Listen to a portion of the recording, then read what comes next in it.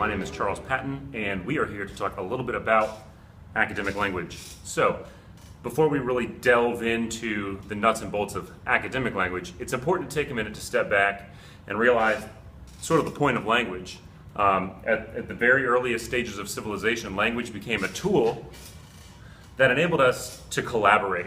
And so as we think through this entire process, it's important to realize there's a huge push for collaboration in the classroom, and that learning through collaboration is an incredibly authentic process. From the beginning of time, philosophers, cavemen, what have you, from the wheel through science and discoveries, have used academic language in a manner to exchange ideas, to really fine-tune ideas, and in general, to come to conclusions and build a solid foundation for their knowledge. As we talk about academic language, we're going to go through these three things: discourse, vocabulary, and syntax, as the three foundational aspects of how we need to teach academic language in our classrooms. So, first piece of the puzzle is discourse. Discourse is really weird because, we've seen portrayed on TV for generations now the ideal classroom where kids sit in rows and they're quiet and they write things down. What's inauthentic about that we know is that we as human beings are social creatures. The idea of discourse comes from Latin. I'm going to save you the Latin pronunciation because I don't have a background in Romance languages. But the etymology of this comes from the idea of running to and fro. And what's really important about discourse is it's about the sharing of ideas. Whether it's written, whether it's a dissertation that people present an idea in, and then that is read, and then in a lot of ways people then rebut that. We share these ideas back and forth. And what's really important about the concept of discourse is that it focuses on an idea. And those ideas happen in the context of syntax and vocabulary, which we'll get to. But discourse itself requires that there is space for these ideas to go back and forth. So as we move forward using academic language, it becomes necessary for us to really think about how we can engage our students and provide space for effective discourse in the classroom. Now, the ideas that we focus on in our academic language really are vocabulary. Vocabulary, in its greatest sense, defines every piece of knowledge that we know. It really is the meat and potatoes of any concept. It's also the most commonly taught piece of academic language in the classroom.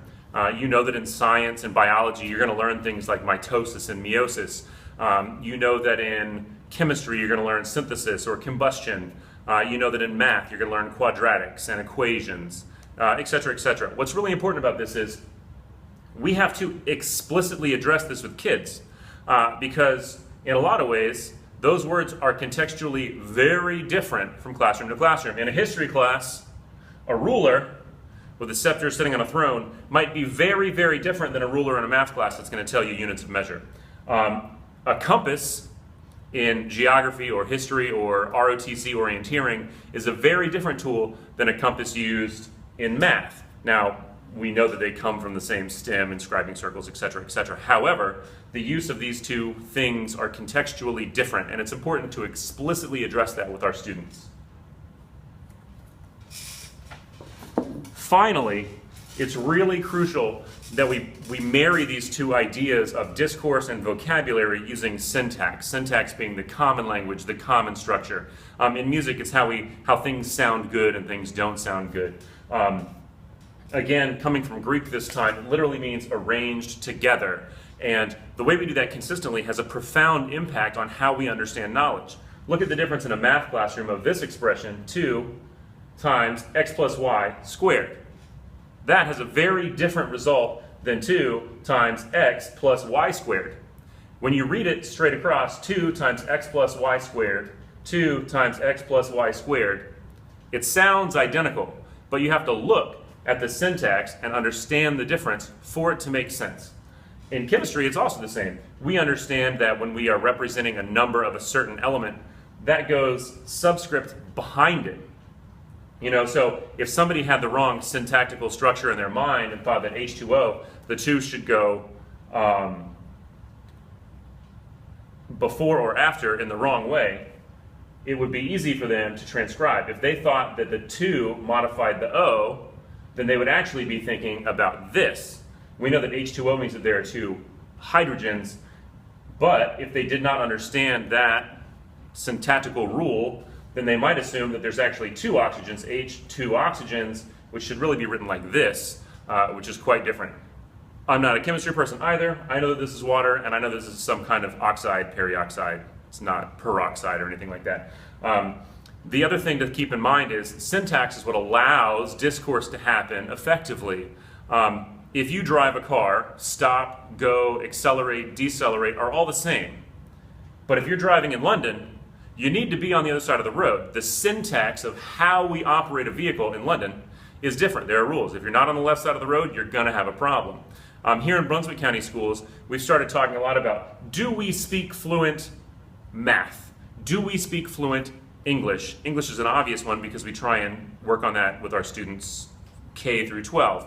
But if you think about math, a lot of times we hear students say things like, well, I took this number and I times it by that number. And what we're really looking for is, I took this number and multiplied it by that number. The syntax isn't quite right. Also, there's a misunderstanding of vocabulary. So it's really important that we expect in our student discourse for them to use proper syntactical construction. Now, what that means for us is we have to take the time to teach that.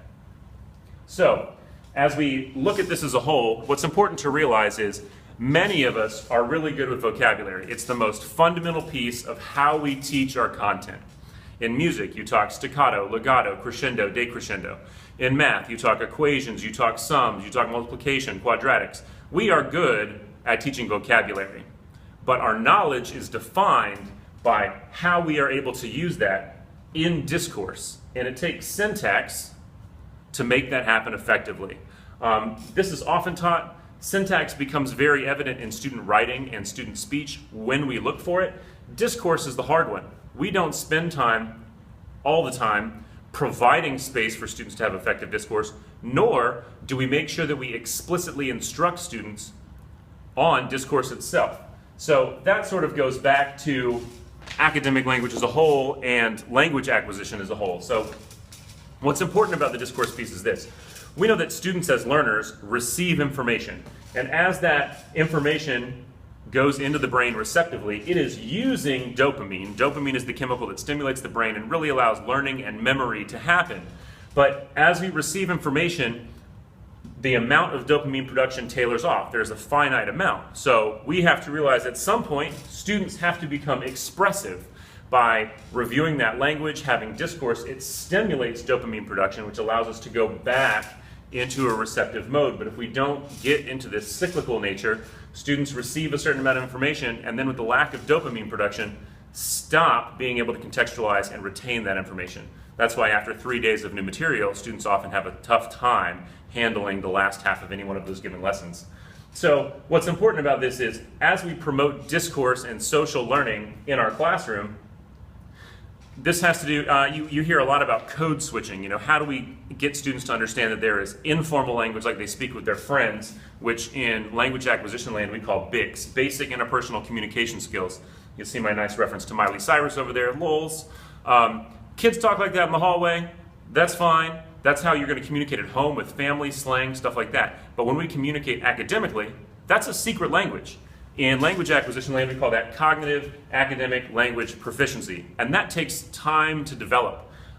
So if we don't take time to explicitly address academic language through vocabulary, syntax, and discourse, we never promote kids' ability to speak this secret language of CALP, which is really what we're going for, because CALP is what defines students' ability to speak and express their learning. I hope you have a wonderful afternoon, and we will talk to you later. Bye now.